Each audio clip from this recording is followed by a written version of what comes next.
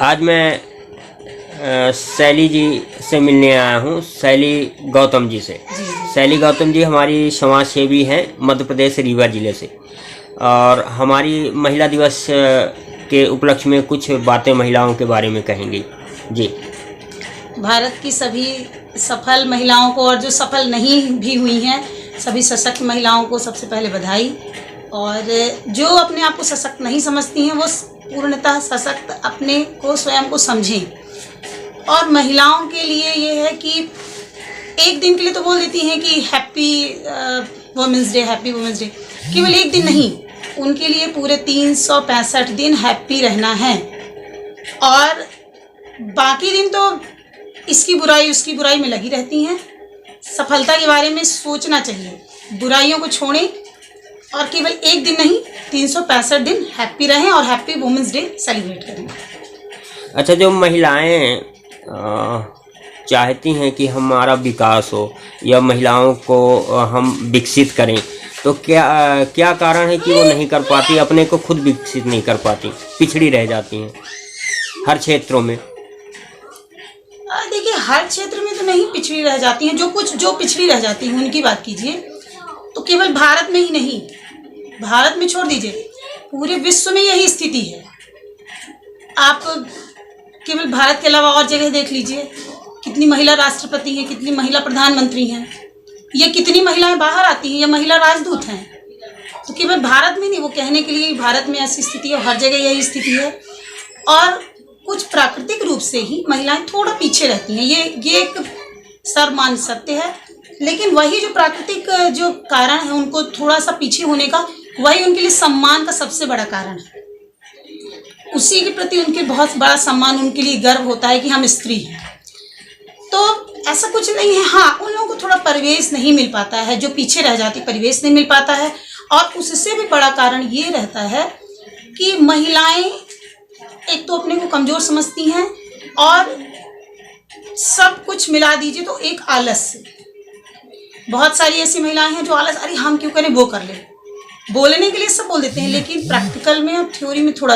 तो महिलाओं को सबसे पहले अपने आलस्य को त्यागना पड़ेगा। और फिर जैसे महिलाओं को अवसर दीजिए तो वो ब्यूटी कॉन्शियस हो जाती हैं, सबसे पहले अपनी सुंदरता निखारने में लग जाती हैं। तो उनको ये ध्यान रखना पड़ेगा कि उनका कार्य ही उनकी सुंदरता है, तो आगे बढ़ेंगी। हाँ, थोड़ा समाज का, परिवार का भाई उलझने तो होंगी, तो वो निर्णय लें, थोड़ा ऐसे लोगों से मिलें कि उचित और अनुचित क्या है वो जानें, उचित की ओर बढ़ें। अब उचित की ओर जब आप बढ़ेंगे तो स्वाभाविक है कि लोग बात विरोध तो करेंगे ही। सीता जी का विरोध हुआ, राम जी का विरोध हुआ, तो हमारा और आपका तो विरोध होना ही है। तो विरोध तो होगा, लेकिन थोड़ा उस विरोध को भी लेते हुए आगे बढ़ना पड़ेगा। अच्छा, महिलाएं जो हर जगह, कई जगह सुनने में आता है कि बेरोजगारी चिल्लाती हैं, कारण क्या है?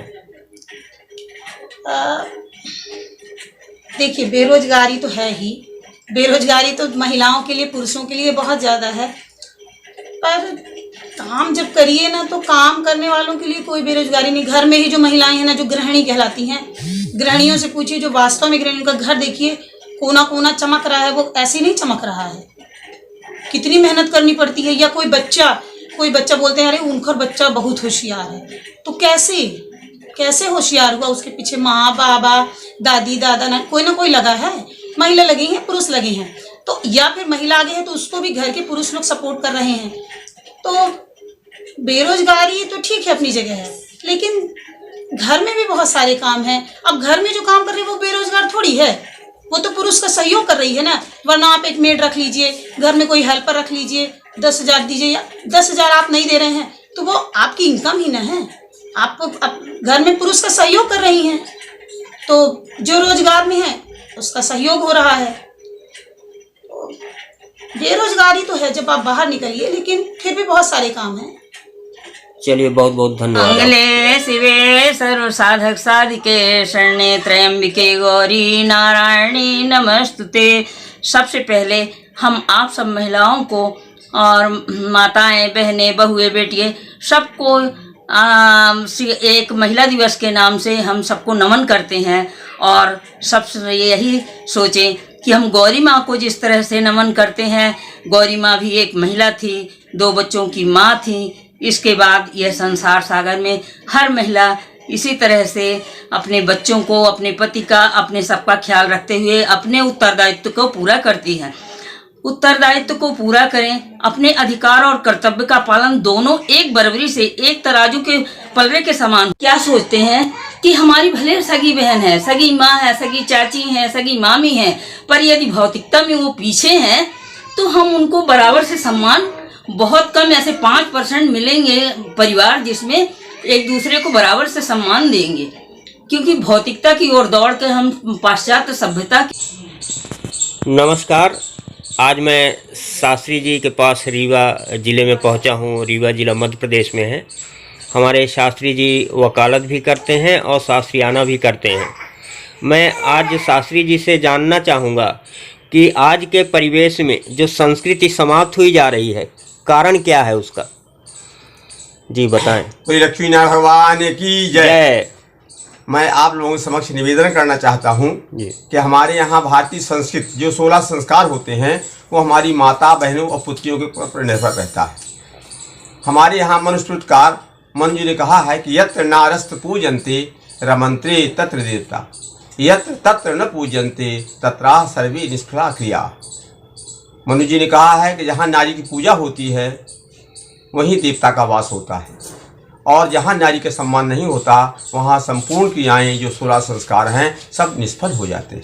इसी तात्पर्य में मैं आपसे कहना चाहता हूँ कि भारतीय संस्कृति रक्षा का श्रेय या उत्तरदायित्व हमारी महिलाओं पर है। महिलाएं 4 प्रकार की होती हैं। एक तो अपनी धर्मपत्नी होती है, उसको भी हम देवी कहते हैं। जब ये हमारा वैवाहिक संस्कार होता है तो वर जो है भगवान विष्णु का रूप माना जाता है, और जो कन्याएँ हैं, कन्या है, वधू है, उसको लक्ष्मी के रूप माना जाता है। और हमारे आचार्यगण लोग, हम लोग ये मंत्र बोलते हैं, अयम कन्या लक्ष्मी स्वरूपिणी, यह कन्या लक्ष्मी स्वरूपिणी है। और वर जो है विष्णु स्वरूपा, पत्नी रूपम तुभ्यम संपदि, पत्नी रूप में तुमको समर्पित करता हूँ। तो जो जितनी पत्नियाँ होती हैं, जितनी पुत्रियाँ हों, कोई पत्नी बनेगी। एक बहन है, इसका नारी का सही उत्थान नहीं हो रहा है। हमारे कहते हैं, मैंने जैसा कहा कि यत्र नास पूजन्ते रमन्ते तत्र देवता, संस्कार नारियों के द्वारा संपादित किया जाता है। गोस्वामी तुलसीदास जी ने अपने प्रसिद्ध कृति रामचरितमानस में लिखा है कि धीरज धर्म मित्र अरुणारी, आपत्काल परखिए चारी। ये संक्रमण काल जो चल रहा है, पाश्चात्य देशों का इतना भौतिकता का जो हमारे यहाँ संक्रमण हो गया है, उसके कारण हमारे यहाँ जो संस्कार की न्यूनता आ गई है, और वो संस्कार हमारे यहाँ जो स्त्रियों हैं, जो नारियाँ हैं, उसमें नहीं रह गई है। अगर वो हमारे भारतीय संस्कृति के जो संस्कार हैं उस पर संरक्षित हो जाए वो, तो हमारे देश में जो ये भौतिक प्रसाद तेज बढ़ रहे हैं, अतिक्रमण हो रहा है धर्म का, वो सब शांत हो जाएगा। बोली राजा रामचंद्र भगवान की।